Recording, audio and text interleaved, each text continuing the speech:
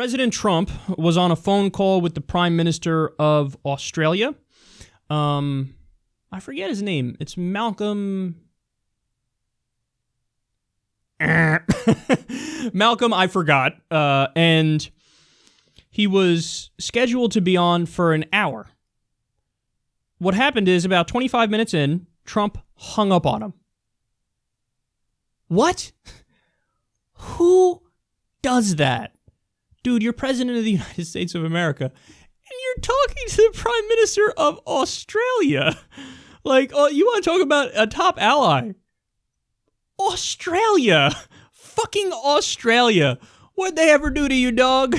What'd they ever do? So, we actually have some of the information on this. They apparently were having a conversation about a deal that President Obama made to accept a certain small number of refugees that are in Australia. They're coming from Australia to the U.S. And Trump was like, wrong, sad. We're not going to allow them in, sad. And the prime minister's like, wait, what? No, you got to honor the deal. The deal was made already. Like, that you can't do that. And Trump apparently, lit into him in, a style that's similar to his Twitter rants. And he said, this is the worst phone call yet. Click. He hung up on him. Oh, don't do that. Don't do that. I read an article where they spoke to a psychologist about this. And the psychologist basically said, yeah, what everybody thinks about it is exactly correct. He basically is a man-child. He has a short attention span, he's impulsive, and if somebody disagrees with him, he shuts down. And he's incapable of,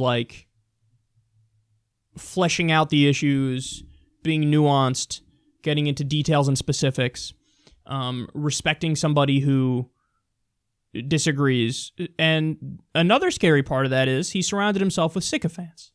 Apparently he only listens to, 2 people.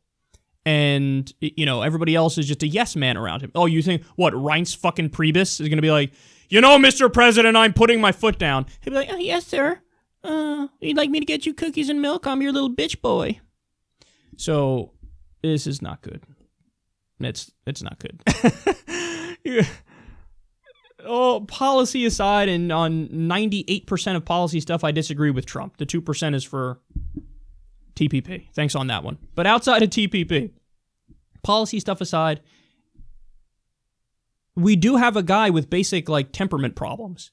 That's not, I hate using those arguments because it's so vague and amorphous and, one person's temperament problem is seen as another person's strong leader, and one person's tranquil, calm leader is seen as another person's boring, disconnected, aloof leader. So I usually hate getting into these arguments, but with Trump, it just seems so obvious that something's off, that he's way too impulsive, he's just not smart enough to really have a position like this. And when you fucking hang up on the Prime Minister of Australia over a minor disagreement, what else can happen? What else can happen? I'm almost thankful it's the Prime Minister of Australia because, you're not going to push us into war with Australia overnight, but if you handle Iran or some other really tense situation like this, the consequences can be devastating. And you could see a guy like Trump flippantly saying, yeah, we're going to go invade. Just go invade him. Fuck him. Go invade him. And it's like, wait, what? What are you talking about? These are people's lives we're talking about here. How many innocent people are going to be killed as a result of your fucking short attention span and temper? What are you talking about? So it's not a good thing. And Trump has led me to making arguments and consider angles that I normally wouldn't. Again, usually I don't make these temperament arguments. I think they're largely goofy, but in Trump's case, he's such an anomaly and it's so obvious that something's off that I feel compelled to bring it up.